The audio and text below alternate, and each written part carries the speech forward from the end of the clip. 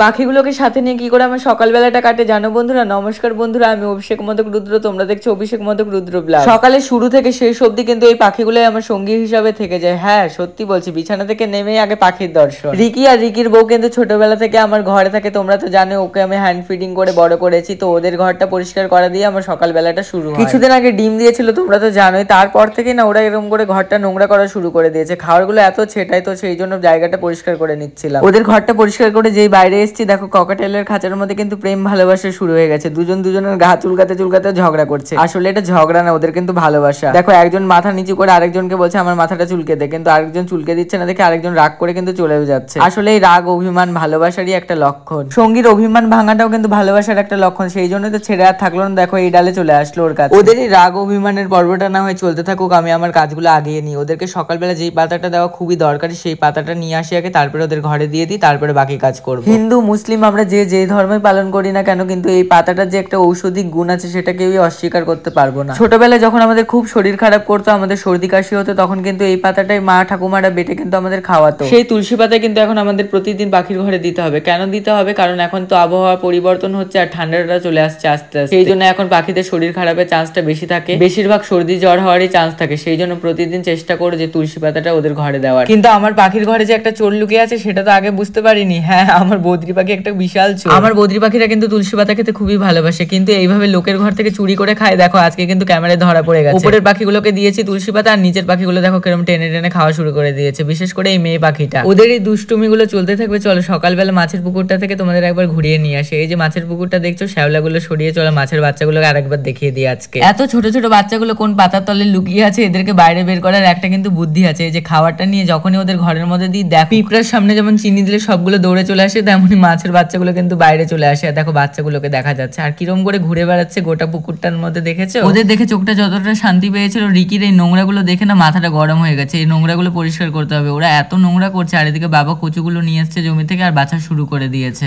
আজকে হয়তো কচু দিয়ে মাছ রান্না করবে, সেটারই বলে বলে করছিল মা। আর আমিও কলপারে চলে আসলাম বাসনগুলো পরিষ্কার করার জন্য। আর দেখো জল দিয়ে ভালো মতো করে ধুয়ে নিচ্ছিলাম নোংরা বাসনগুলো। রিকির খাওয়ার বাটিটাও আজকে ভালো মতো ধুয়ে নিলাম। এত নোংরা করেছে না রিকিটা আর রিকির বউটা। রিকির বউটা শান্ত, রিকিটাই আমার বদমাশ। নোংরা ফেলার ট্রেটাকে ভালো মতো করে ওদের খাঁচার নিচে ঢুকিয়ে দিলাম। এই খাঁচাটার আবার এটা খুব ভালো ফেসিলিটি, জানো তো, নিচে এরকম ট্রে দিয়ে দেয় নোংরাগুলো জড়ো হওয়ার জন্য। ছেলের বউটাকে দেখো আমার লক্ষ্মী মন্ত কিরম বসে আছে, আর আমার ছেলেটাকে দেখো কি বদমাসের বদমাস, কিরম করে গোটা খাঁচাটার মধ্যে গড় গড় করে ঘুরে বেড়াচ্ছে। আমি এদিকে বাটিগুলো পরিষ্কার করছি, আর ওদিকেও দেখো বদমাশি শুরু করে দিয়েছে। ওদের ঘরে সিড মিক্সটা আমি দিয়ে দিচ্ছিলাম, ওরা সিড মিক্স খেতে খুব ভালোবাসে জানো। এখানে কিন্তু ক্যানারি, ওটস, মিলেট এগুলো সব মিলিয়ে কিন্তু এই সিড মিক্সটা তৈরি করে। ওদের ঘরে দেওয়ার পরে দেখো কি সুন্দর করে রিকি খাওয়া শুরু করে দিয়েছে। এত ভালোবাসে সিড মিক্সটা খেতে, দিতে খালি দেরি। আর এদিকে আমাদের ছোট্ট একটা ছাগলের বাচ্চা হয়েছে কালকে রাতে, তো ছাগলের বাচ্চাটাকে নিয়ে আসলাম দুধ খাওয়ানোর জন্য। দেখো কত কিউট দেখতে বাচ্চাটা। ওকে তাহলে ওর মার কাছে নিয়ে গিয়ে দুধটা খাওয়াই। তোমাদের সাথে দেখা হবে পরের ভিডিওতে। টাটা।